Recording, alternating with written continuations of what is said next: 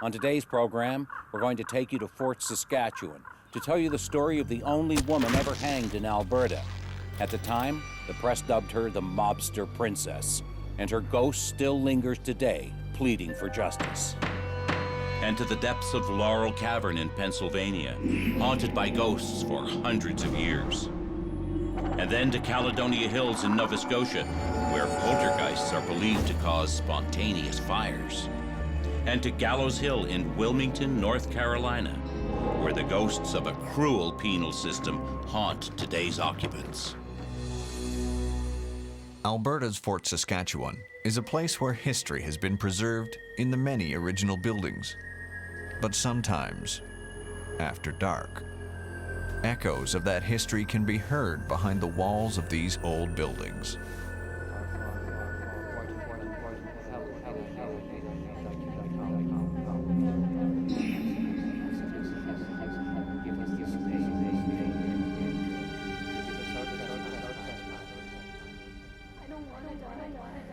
I didn't do it. I didn't do it.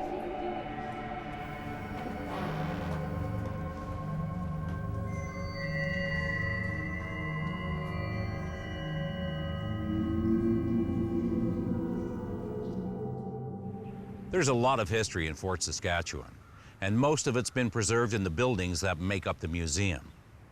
And a lot of restless souls, including that of a 22-year-old woman who's been dubbed the Mobster Princess. She was hanged here in 1923 in a case that outraged the public. It was even appealed to the Prime Minister of the day. The most sensational execution that occurred here in Fort Saskatchewan at the jail was that of Florence Lysandra. Florence came to Canada with her parents when she was 9 years old. You have to wonder who Florence Lysandra really was. Was she a tragic figure, a victim of circumstance and the limitations of the women of her time? Or was she a hardened criminal? Her parents arranged a marriage for her with Charles Lysandra. She was very unhappy about the marriage. Charles took his young bride to the United States, where he anticipated making his fortune. Unfortunately, he acquired a lot of gambling debts and decided that it would be best to come back to Canada. He knew he could count on his old boss, Emilio Piccirillo, to give him a job. Now, Piccirillo, also known as Emperor Pic, was a very successful businessman. He was also a very generous man as well. He would help people who were in financial difficulties with things like food and clothing. Emilio Piccirillo owned the Alberta Hotel in Blairmore, but that's not where his wealth came from. His wealth came from his illegal business of rum running. From 1916 to 1923, Alberta was a dry province, and Emilio had 6 very fast cars that he used to elude the police as he moved his liquor back and forth over the BC border. Emilio had a son, Steve, who also worked with his father in the rum running business. Emilio Piccirillo was a father figure to young Florence, and when she couldn't abide her ne'er-do-well husband any longer, Emilio and his wife Maria took young Florence in. Things may have turned out differently for Florence had she not moved in with the Piccirillos. One day, while Steve was on one of his liquor runs, he was spotted by the police. In the hot pursuit that followed, Steve drew a gun and shot at the policeman, who fired back. In the exchange of gunfire, Steve was shot in the hand. He was arrested moments later. When Emilio Piccirillo found that his son had been shot, he and Florence went to visit Lawson and Coleman and find out what had happened and where his son was. There was an argument that ensued and shots that were fired. In the end, the unarmed Constable Lawson was shot in the back in view of his wife and child. He died almost instantly. The following day, Piccirillo and Lysandra were arrested and committed to stand trial. The defense offered no evidence and no witnesses appeared on their behalf. The jury deliberated for 4 hours before bringing in a verdict of guilty. They did not recommend mercy for either. Whatever her involvement, nothing was proven at the trial, and Florence remained silent throughout. Towards the end of the trial, she deteriorated both mentally and physically, weeping in the courtroom. In her last days, she spent a lot of time in consultation with Father Fidelis, the priest of a nearby Roman Catholic church, and she found solace in her faith. I didn't do it. The public was outraged at the idea of a woman being executed. There were appeals that were launched, but to no avail.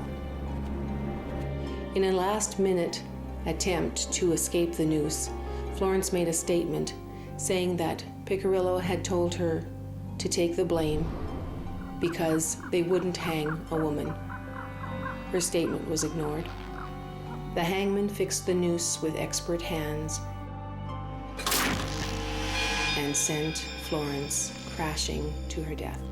Florence was 23 years old and the only woman to be executed in Alberta. Steep stairs. I'm entering the courtroom, the actual courtroom of the Court Museum in Fort Saskatchewan. My name is Irene Martina. I'm a clairvoyant and a medium. And what I've done is I brought it with me a little tool today, and I've asked it or programmed it to just swing back and forth to pick up energy. Now I want it to swing very strong when the energy changes. So for example, if I move towards the judge may have actually sat, or one of the judges, you can see it starts to pick up different energy. So everything in the universe has energy. Nothing does not have energy. And energy that carries a lot of emotion can be placed in objects. This is the prisoner's box, and I'm sure that we're going to get a very strong reaction from being over here. I think I'll even go in it and see what happens. The air feels very thick. Even as I walk over in here, it starts to feel cold and much thicker. I feel the presence of a spirit in here named Timothy, who, not an innocent man by rights, but definitely innocent of the charge he was here for. And he got sentenced for something he didn't do. So you can imagine the history that must have went on in this place. How many innocent people were charged, how many innocent people hung, how much violence was involved in this place. Amazing history.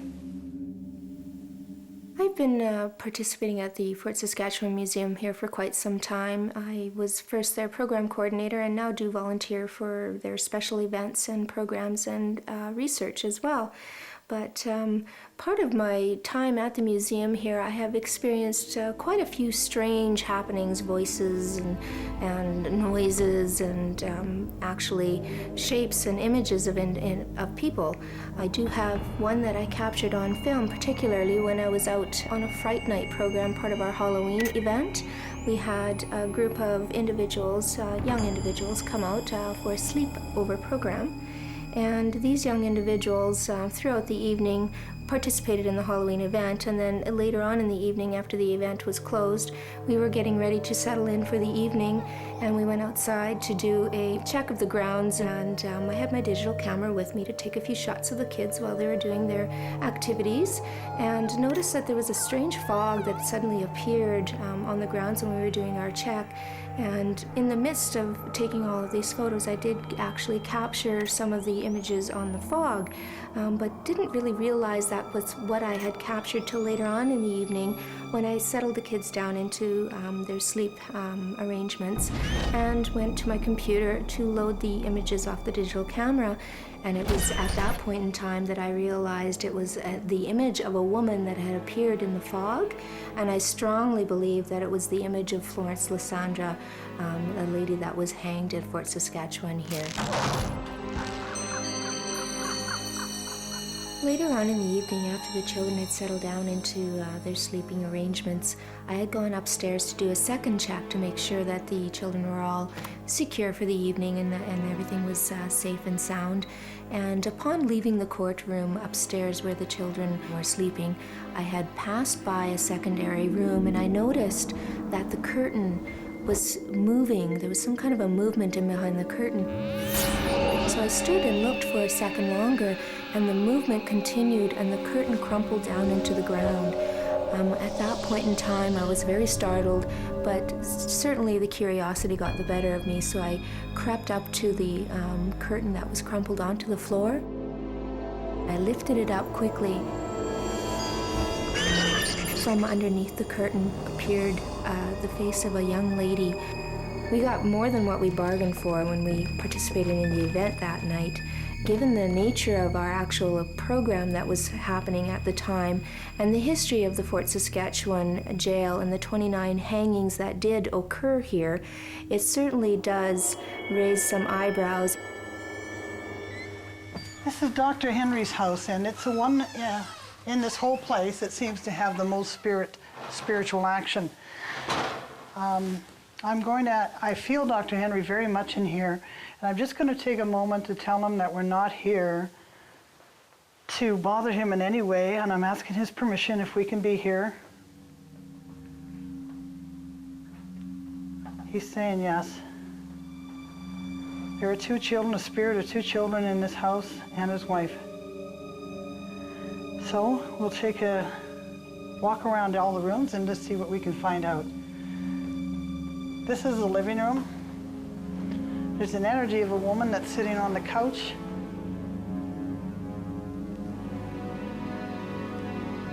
The little girl's here. It's not the woman, it's the little girl. No one's here. No one's here. The little girl is here. The little boy's over here. God, he didn't like that. All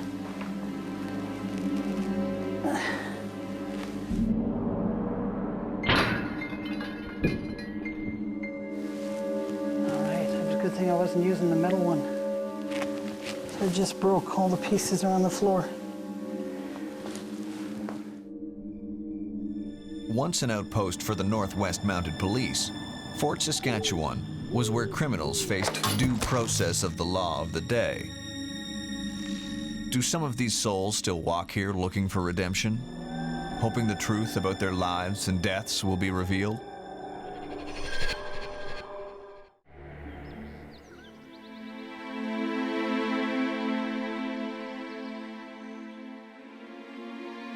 We are the largest commercial cave in Pennsylvania, a little over 3.2 miles of passageway in our cave. We are 46 stories deep. Many, many years ago, as the water seeped through the cracks of the cave, it eroded the calcium out of the cave and created the passageways that we have today. I've been playing in this cave since I was 13 years old, and there have been a lot of stories floating around in the area. And one day I was working here in maintenance, and something happened to me that I never believed I would see. I was just finishing up on a project, and I was coming around the corner, and then all of a sudden I seen this here woman walking down in a white gown, very flowing white gown. And I'm watching her and looking, and I'm thinking, what's going on here? And all of a sudden I realized I must be seeing a ghost or seeing things. Then all of a sudden she disappeared. There has been a lot of sightings in this cavern. People have seen different types of ghosts. Now I'm a believer. There are just over 3 miles of tunnels and caves at Laurel Caverns in Pennsylvania. It's a beautiful tourist attraction. Some of the caves go 46 stories underground. But this beauty, this incredible beauty, seems hard to leave, even in death. The lady in white usually just there for a few moments, and then she disappears. And she's wearing some type of a white flowing outfit. We believe she may be Polly Williams. She was the young bride-to-be that was pushed off White Rocks by her husband-to-be.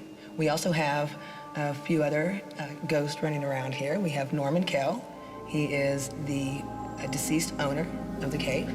A young tour guide was making his rounds one day when he saw a man standing high on the rocks in an area that was unsafe. Sir, get down from there, sir. It's dangerous up there. The man waved to him as if beckoning him closer, and then he suddenly appeared behind him as well. The figure on the rocks began to approach him, and the young tour guide fled from the area. I think Norman stays around just to keep an eye on his place, to make sure it stays, like I said, a natural wonder, and he just keeps checking up on us. The numerous ghost sightings prompted the United Paranormal Investigators to try to document these claims. Our goal is to capture any kind of paranormal evidence that could prove a haunting here. We've been investigating for about 6 years. We run a multinational group. The temperature is always a constant in a cave, so any disturbances we get in the temperature would lean towards paranormal activity. It's actually saying 42 degrees Fahrenheit. What about up this way? Down here. Up here, hopefully it's still 45. It's saying 43. Average is about a 52 degrees year-round.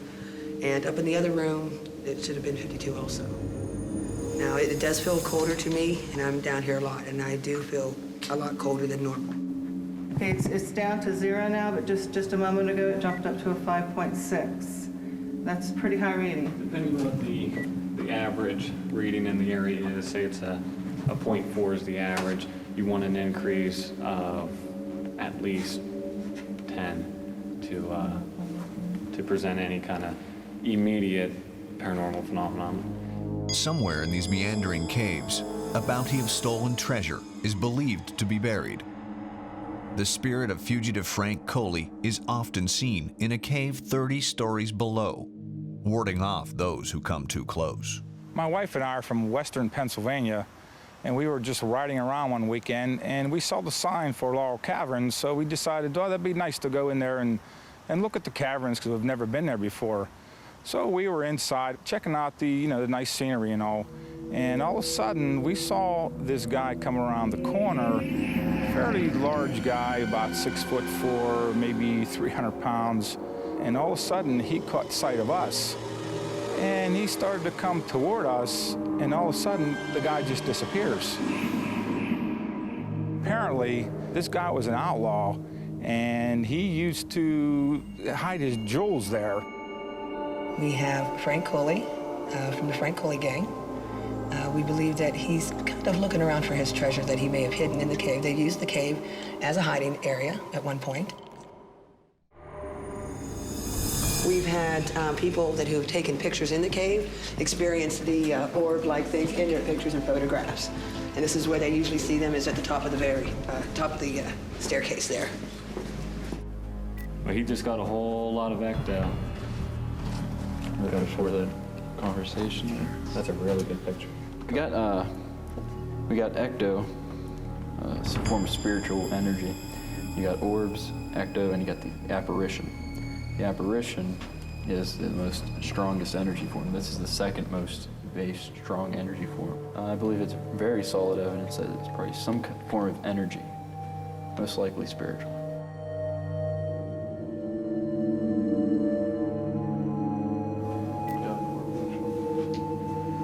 You got an orb, Kevin? Where at? You can see. There's no circle dots in that area. There's nothing like that. That is stronger than moisture or dust.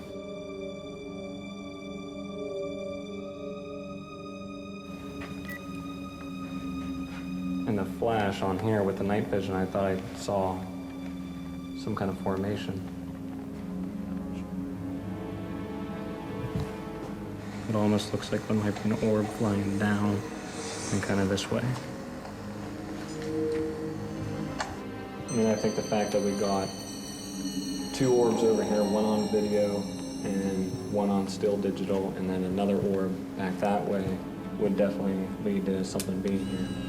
About 40 stories down, deep within the cavern, the apparition of a French soldier is often seen, still at his post, long after the French-Indian Wars.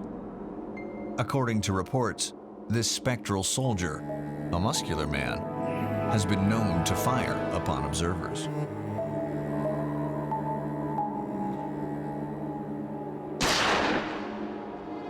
Usually the French soldier has a long coat on, some shiny buttons, and he is seen mostly in the cave. He's been seen by just about everybody that works here. Yes, I was curious about this section because this is called the Devil's Staircase, and in the olden days, the early explorers used our third entrance, which is blocked off now, and they actually climbed down that crevasse right there, and it was a devil of a climb. It was very dangerous, so that's why they named it the Devil's Staircase. So I was curious to see if, if there was anything happening in this section right here, because it was a dangerous part of the cave. Batteries depleted, camera shutting down. Brand new batteries just put right on into the camera, and it shut down. It will not take a picture. They didn't necessarily want us prying into their territory. The fact that sometimes it takes a picture with a flash and sometimes it doesn't tells me that it's obviously whoever's in here is having fun playing with my camera. With all this water, there's something called white noise for EVPs. It's pure noise that's a constant that they can use to generate sound. So we do have a good chance of getting some kind of EVP here. So I'd go ahead and like to try a couple of those. Hello? How many people are here tonight?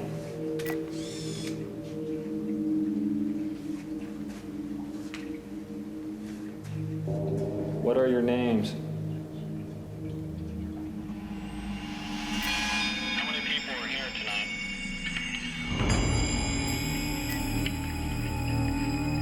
Sounds like something's being said there. Right after the camera goes off. How many people are here tonight? Almost sounds like they're saying 2.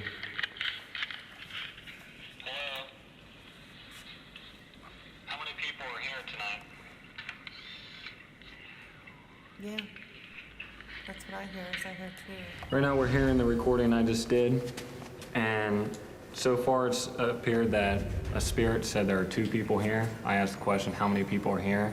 And it sounds like somebody's saying 2. Overall, we've gotten several photos, video, and EVP recordings of spirits throughout this entire cave. What really got to me was the EVPs. That was some really strong evidence. I believe that this is definitely one night that I really enjoyed in gaining paranormal evidence.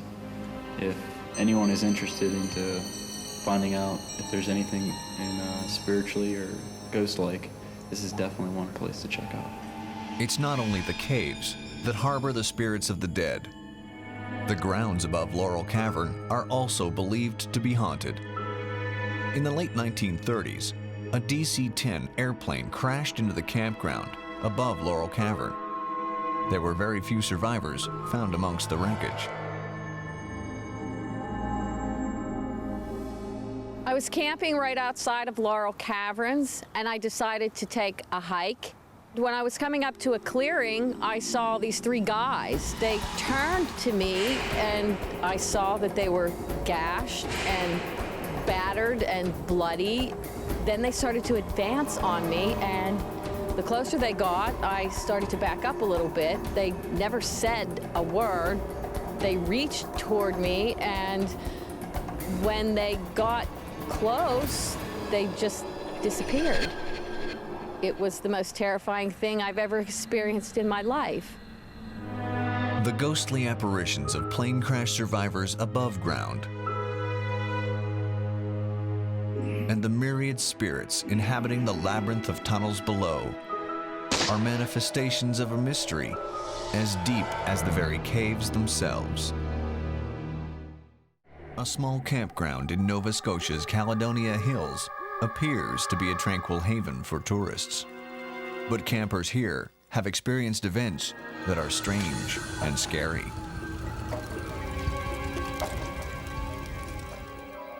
One evening, my girlfriend Sarah and I decided to go for a walk around the campgrounds. As we were walking along, Sarah spotted something in the dirt up ahead. It was a beautiful brooch. She dug it out of the dirt, cleaned it all up. Sarah really liked it. It looked like something my grandmother would have worn. It was very old. It looked like it had been around for a while. We decided to keep it and put it in our knapsack. As we did, Sarah said she felt like somebody was there with us, watching us. I looked around, but I couldn't see anybody. But she said that somebody was there with us. So we decided to head back to the campsite. When we got there, I put the bag down by the tent. We were sitting relaxing by the campfire when all of a sudden I noticed that the bag had burst into flames. I quickly put the fire out. Then I noticed that the fire had started from the pocket where the brooch was located. And the strangest thing, the brooch wasn't even damaged. In fact, it wasn't even hot. We told some other campers what had happened that night. They told us that this campsite had a history of random fires and hauntings. Apparently, this campsite was built on top of a house that was home to a poltergeist. The campsite at Calonia Hills, Nova Scotia, was once the farm of Alexander and Mary MacDonald. In 1921, the MacDonalds adopted a 16-year-old girl named Mary Ellen, whose father had died in a mining accident. Mary Ellen was to become the medium through which poltergeists acted out their nefarious mischief.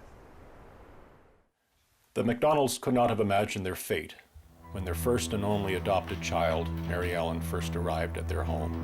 Come in, Mary Ellen. She was a very withdrawn and depressed child, and the MacDonalds understood that this may have been due to the fact that she had experienced the death of her parents at a very young, vulnerable age. It was not long after Mary Ellen's arrival that very strange things began to occur. Spontaneous lights were reported by neighbors. And other things also were very strange. The family would hear footsteps upstairs while the whole family was downstairs. Over the next few days, various household items began to disappear. And then one day, furniture was found out on the front lawn, all ablaze. That fire was put out, but thereafter, spontaneous blazes occurred all throughout the property over a constant period of time. And the only constant factor in all of this was the presence of Mary Ellen. The already withdrawn Mary sank deeper and deeper into depression and silence. Indeed, the locals began to say she was a witch and that she was possessed by the devil. Desperate to find some answers and to stop the damage at their farmhouse, the MacDonalds summoned the police. We don't believe it's chills, it's pranks. Detective P.O. Carroll arrived at the farmhouse, and he brought with him an Antigonish reporter, Mr. Harold Whidden.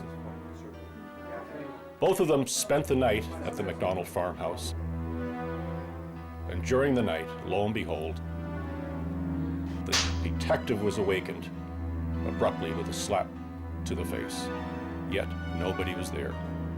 Afterwards, the detective reported that indeed the MacDonalds were a credible witness and that all of the fires on the property were not set by human hands.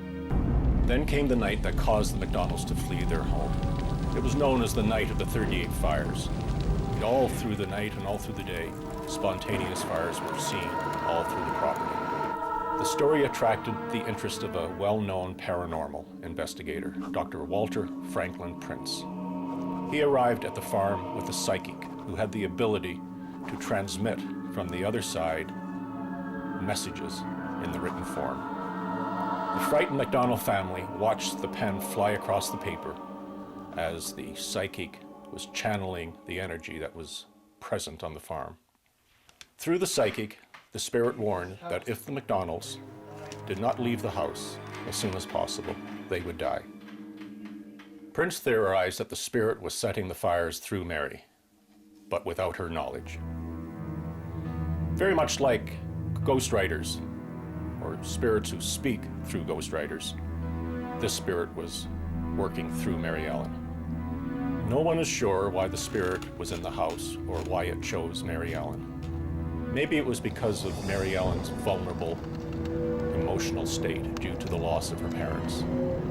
No one really knows. This phenomenon is often associated with adolescent girls, young girls who have experienced traumatic events in their past. Poltergeists are known to cause levitations, spontaneous fires, lights, sounds, and even apparitions. Some believe that poltergeists are not spirits at all, but are pure telekinetic energy. Others believe that extreme cases of poltergeist activity are the work of demons or the devil.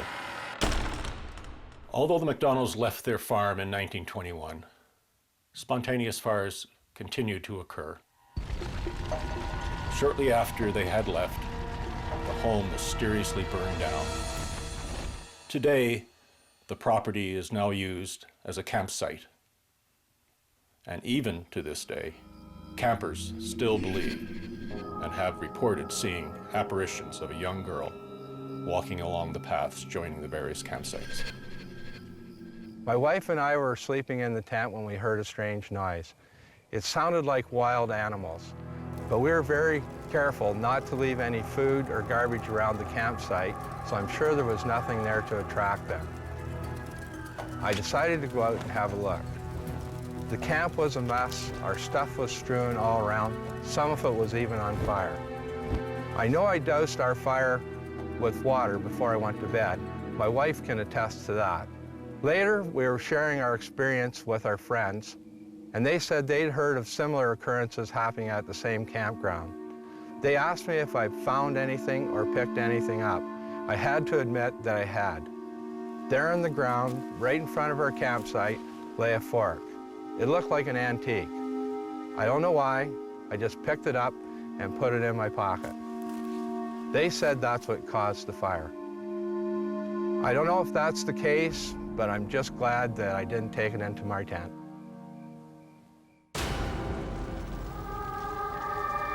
Many people believe the spirit that haunts the McDonald land remains on the land, trying to drive people away. It wants everything to remain in place. Is it peace the spirit wants? Or is there something more sinister going on? Campers, beware. And take care you don't remove anything from the property for fear of spontaneous combustion. Wilmington, North Carolina is a port town whose history dates back to the 1700s. And like most ports, it has a rowdy history that has left its mark on the city to this day. Of all the haunted locations, the most troubling is the place where the city's first gallows stood.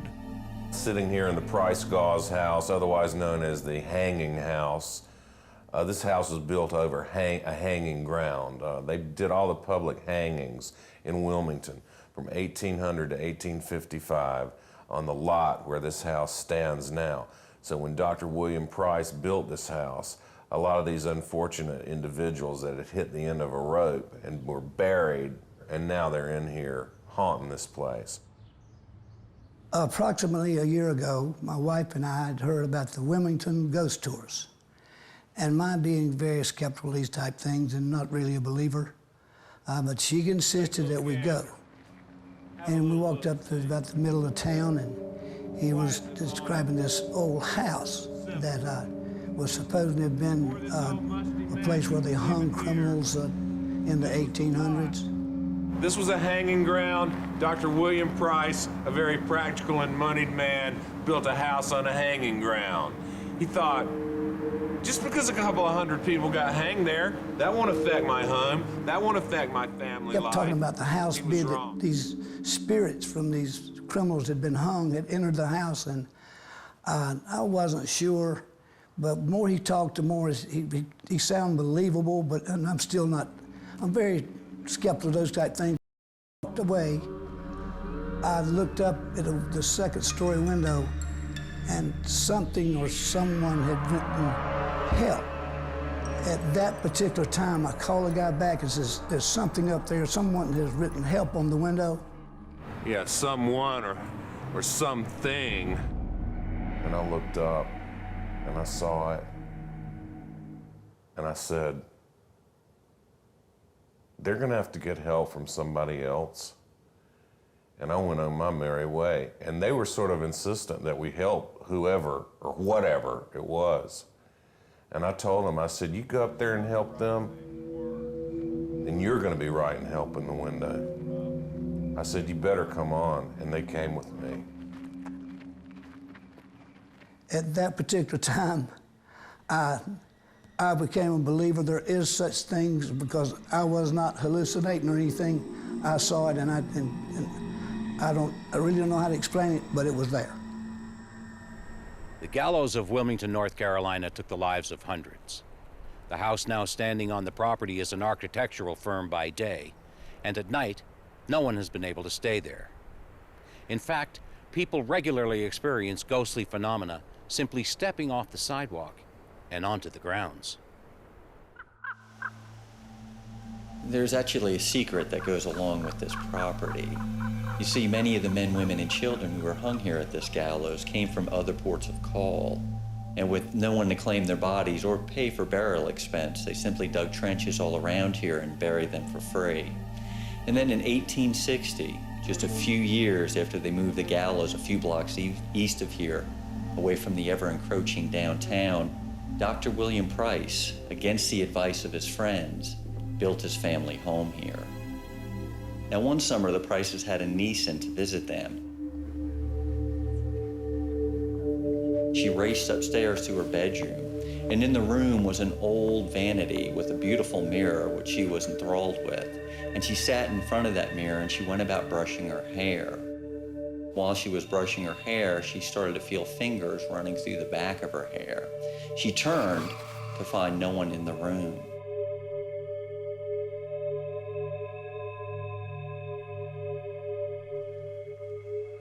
When she turned back to the mirror, there was a gauzy image of a man, a young man, standing in that mirror.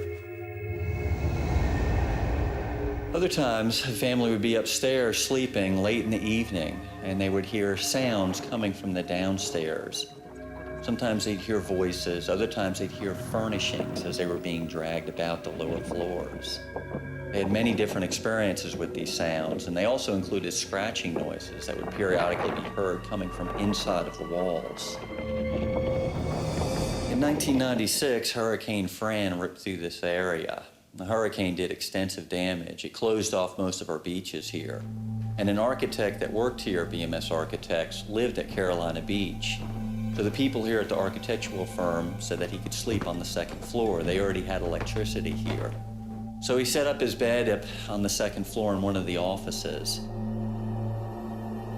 One night, he was startled awake by sounds coming from the lower floor.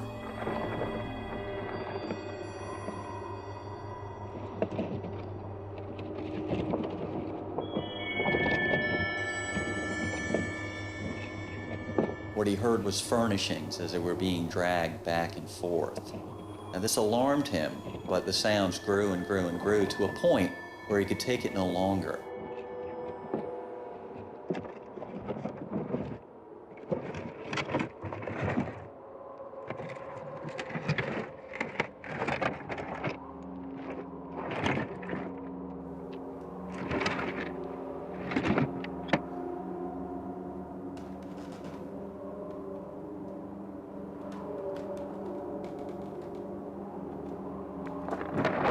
Finally forced himself out of the house, racing down the stairs, out the back door, got in his car, and he drove to Walmart.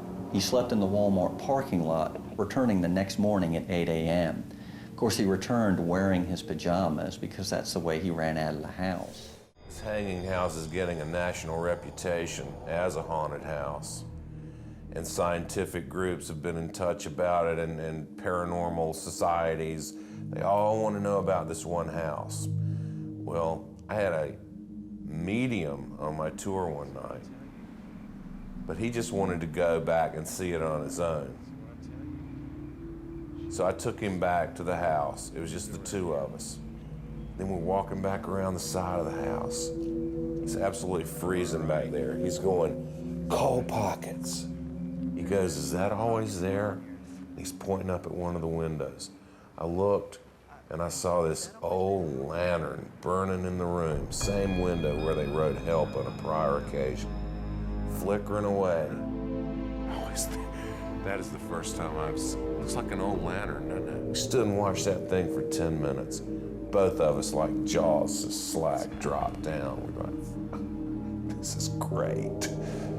Put a shiver up my spine. I'll never forget it. So eerie looking. One evening, I was in the home alone. I was helping out with a fundraiser. And while I was here, I was carrying a box into the front parlor. And as I was bringing the box in, I had a breath of pipe tobacco blown into my face. I had heard about the pipe tobacco odor experiences, but I never had it happen myself. I wasn't sure exactly what to do. I walked around the room sniffing the air, trying to figure out where the odor exactly was coming from. And that's when I stumbled across the rocking chair. It was rocking back and forth a good 4 inches, and there was no one in the chair. So rightfully, I panicked, and I ran out of the house. And these odors, which still persist to this day, may appear to be strange. However, they were the same last request of many of those who perished here. One evening, my wife and I were here for an event at this home. And while we were here, she took a stroll to the back of the house with a friend. While they were back there, they noticed a shadowy figure through the windows. Now, they panicked and they came racing to me, and I came to the back of the home to investigate. Where? But I couldn't find any shadowy figure there. Later on, I came into the home and I searched the whole area, and there was no one in here.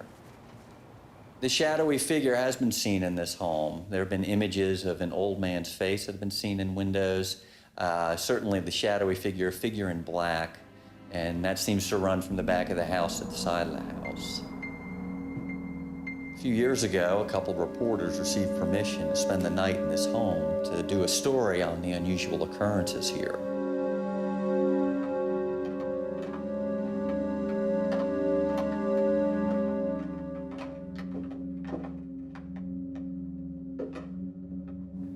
While they were here, they set up a recorder in the front parlor. Later that evening, they decided to go out and take a cigarette break, so they put the recorder on record.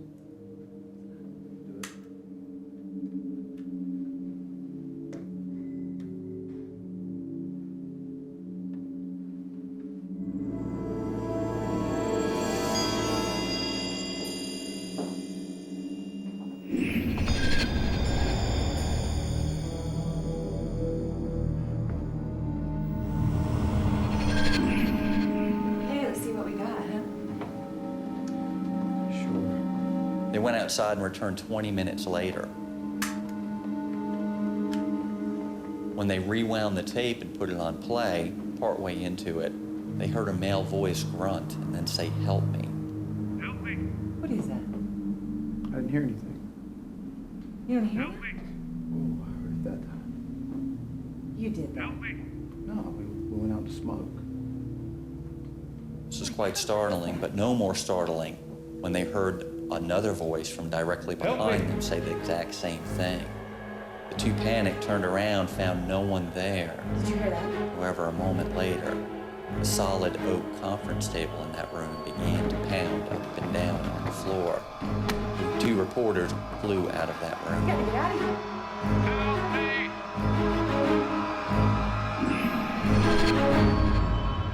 People often ask where they can go to experience ghosts in Wilmington.